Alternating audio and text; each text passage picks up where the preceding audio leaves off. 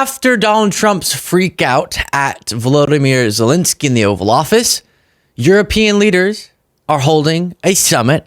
And right there you can see on screen, I'll describe for our podcast listeners, the world, all of our historical allies, I should specify, European leaders are literally and figuratively standing with Zelensky.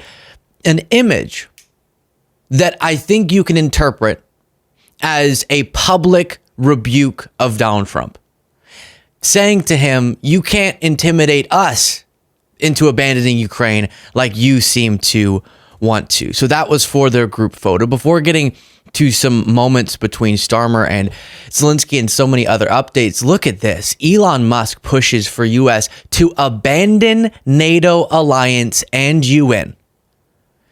And if you look at the post, indeed, Gunther, it's Gunther Eagleman. I really struggle to believe that's his real last name, Eagleman. But let's move on from that. He said, it's time to leave NATO and the UN. And Elon Musk said, quote, I agree. Now, this is what I'm talking about. I don't know Elon Musk's intentions. I really don't. But what I do know is that to articulate such a position, we talked about this during the Rogan Musk interview, you have to really not understand what you're talking about. So Musk could be smart in making a Cybertruck, even though someone else made it, but running a company, and that does take intelligence. Okay, but you can also be profoundly ignorant to what makes America the America that even allowed for him to have the success here that he has. And so he has come and talk about MAGA. This is one of the few immigrants they do like. But his presence saying, I think that we should tear down two of the institutions that have quite literally created the world order the United States has led on. The whole leader of the free world thing, that's been because of numerous things, two organizations that are crucial to that, NATO, UN. And Trump's romantic partner is saying we should get out, something that Trump has indicated interest in before. So when we see this alignment, it's not just, as a lot of the defenders of Trump want to say, Trump's just master negotiating. This is about a broader ideological belief that is founded on, that is built on the foundation of, I should say, a lack of clarity about what America relies on for our strength and stability, or an acceptance of an ideology that aligns a lot more with a Putin regime than the American ideals that we're supposed to love and protect. Here is the UK Prime Minister with Zelensky right after this meeting that Zelensky had with Trump, saying, he didn't say these words, but alluding to the idea that while Trump is doing his thing and spiraling, we're still here and backing you. If you appreciate these videos, please do click the subscribe button. Well, let me just say that you're very, very welcome here in Downing Street. As you heard from the cheers on the street outside, you have full backing across the United Kingdom. And we stand with you, with Ukraine, for as long as it may take. And I hope you heard some of that cheering in the street. That is the people of the United Kingdom coming out to demonstrate how much they support you, how much they support Ukraine, and our absolute determination to stand with you, unwavering determination, and to achieve what we both want to achieve, which is a lasting peace for Ukraine based on. And that's the operative phrase. That's the key phrase there. Lasting peace. We should not allow, because it flips reality on its face, we should not allow the people who are pursuing an agenda that is antithetical to lasting peace to grab that term. We're doing this in the interest of peace. Far from it. We went through the historical context, and by making the same mistake that Western leaders have made over and over again with Putin, you would actually be promoting and facilitating more bloodshed through further invasion and an emboldened aggressive Russia. Before getting on to more, here is Democratic Senator Chris Murphy, one of the few who's delivering these messages concisely and correctly and very publicly. And he explains what's a disturbing, chilling element to what Trump is doing. So it is absolutely shameful what is happening right now. The White House has become an arm of the Kremlin. Every single day, you hear from the National Security Advisor, from the President of the United States, from his entire national security team, Kremlin talking points. For the last week, the White House has been pretending as if Ukraine started this war. That's essentially saying that Poland invaded Germany at the beginning of World War II. There are still facts in this world. And the fact is this: Vladimir Putin is a brutal dictator. Russia started this war. And the entire pretext for that meeting yesterday was an attempt to rewrite history in order to sign a deal with Putin that hands Putin Ukraine. That is disastrous for U.S. national security. That means that China will be on the march. Putin may not stop. America may be at war with a nuclear power. And for what? For what? It appears as if America is trying to align itself with dictators, that Donald Trump wants us to have our closest relationships with despots all around the world, because that makes it easier for him to transition America into a kleptocratic oligarchy where Elon Musk and Donald Trump rule and steal from the American people. If we were allied with democracies, that would be harder. But if the United States' closest partner is Russia, then it makes it a lot easier for Donald Trump, Elon, and their billionaire pals to steal from the American people, to steal our data, to steal our Medicare. I think he explains that nicely, because I often say this could be about a misunderstanding if you're giving the best possible interpretation of the MAGA argument. I don't think that for the leaders, but for some of the followers, I think there's a genuine confusion about what is going on with the conflict, what started it, what could stop it, and what could create lasting peace.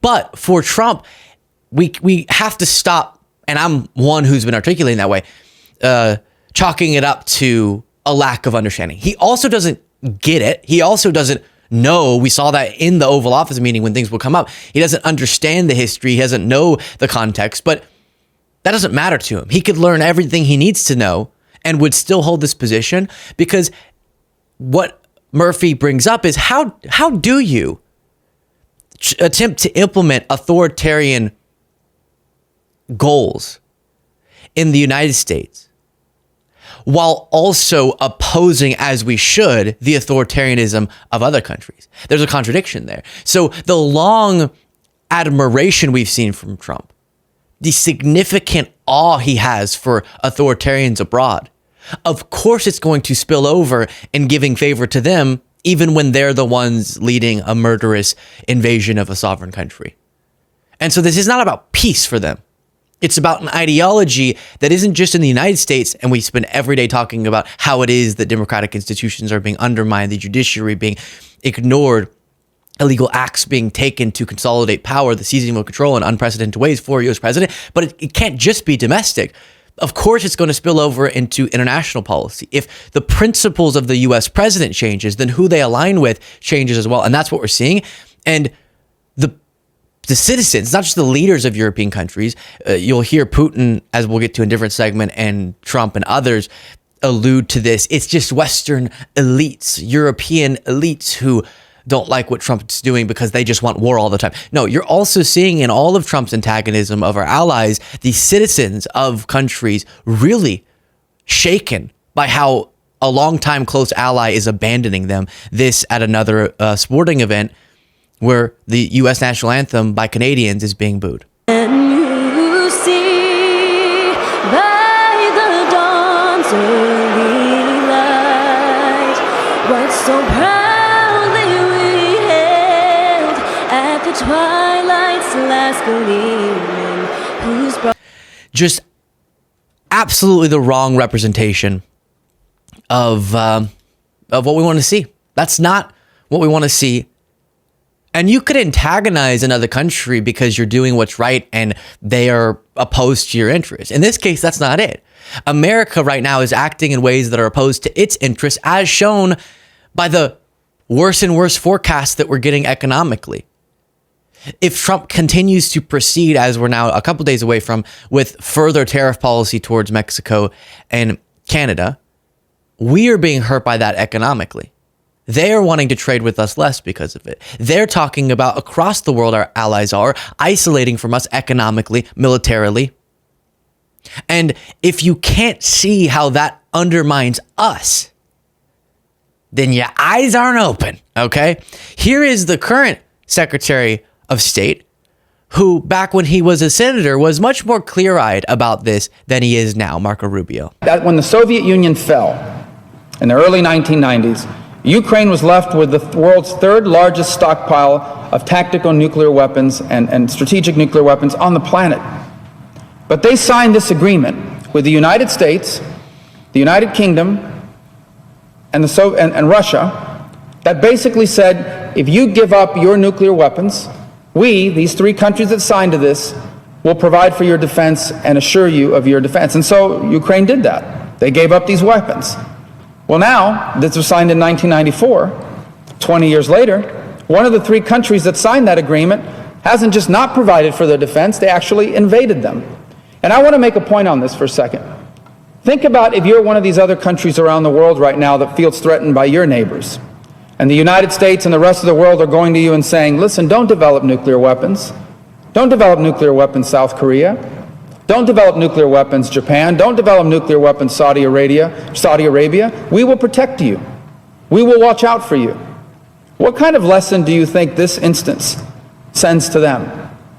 I think the message this is sending to many nations around the world is perhaps we can no longer count on the security promises made by the free world. Perhaps we need to start looking out for ourselves. And that's why the Ukrainian situation is so much more important than simply what's happening in Europe. You are sending a message. I rarely agree with Rubio. Here he was right. Now he's saying, no, Trump's perfect and I don't know, I have no principles anymore. But you're sending a message to the world that says you can't trust us and aggression is greenlit. And to think that that's how you facilitate lasting peace is delusional.